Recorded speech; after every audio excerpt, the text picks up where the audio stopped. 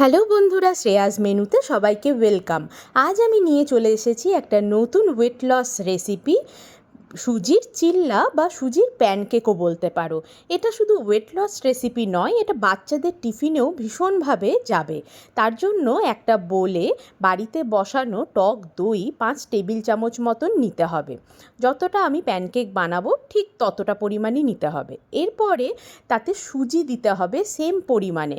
এই কোয়ান্টিটিটা যেন সেম থাকে, 5 টেবিল চামচ সুজি আর 1 টেবিল চামচ মতন বেসন আর অল্প নুন দিয়ে ব্যাটারটাকে ভালো করে মিক্স করে 10 মিনিট রেস্টিং টাইম দিতে হবে, যাতে সুজিটা জলটা টেনে নেয়।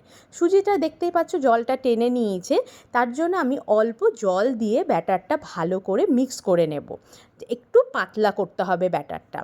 এরপরে তাওয়া ভালো করে গরম করে তাতে সাদা তেল ব্রাশ করে নিয়ে 1 হাতা ব্যাটার দিয়ে হাতা দিয়ে ব্যাটারটাকে এইভাবে ছড়িয়ে নিতে হবে একটু পাতলা করে, যাতে তাড়াতাড়ি হয়ে যায়। থিকনেসটা বেশি থাকলে একটু দেরি হবে হতে। এরপর উপর থেকে আগে থেকে কুচি করে রাখা গাজর ক্যাপসিকাম দিয়ে ভালো করে হাতে করে চেপে দিতে হবে, যাতে ব্যাটারের ভেতরে ওটা বসে যায়।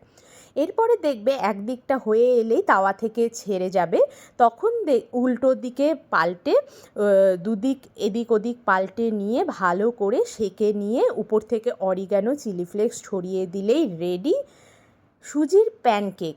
এখানে তোমরা পেঁয়াজও ইউজ করতে পারো, কাঁচা লঙ্কা, যে কোনো সবজিও ইউজ করতে পারো, তাতে আরও ভালো হবে প্যানকেকটা, কোনো অসুবিধা হবে না। বাচ্চারা সবজিও খাবে, আবার ওয়েট লস জার্নিও হয়ে যাবে নিজেদের। আর সঙ্গে 1 বাটি রায়তা, রায়তার জন্য টক দই, তার মধ্যে পেঁয়াজ যদি কেউ খাও তো পেঁয়াজ দিতে পারো, আর না হলে শসা গ্রেট করে নিয়ে তাতে অল্প বিট নুন দিয়ে মিক্স করে নিলেই রায়তাও রেডি। 1 বাটি রায়তা, 2টো এরকম প্যানকেক, সকালে ব্রেকফাস্টে কিংবা লাঞ্চে থাকলে আর কিচ্ছু লাগবে না, অনেকক্ষণ পেটটা ভর্তিও থাকবে। যদি এরকম রেসিপি পেতে ভালো লাগে অবশ্যই আমার প্রোফাইলটা ফলো করো। ইউটিউব থেকে দেখে থাকলে সাবস্ক্রাইব করতে একদম ভুলো না।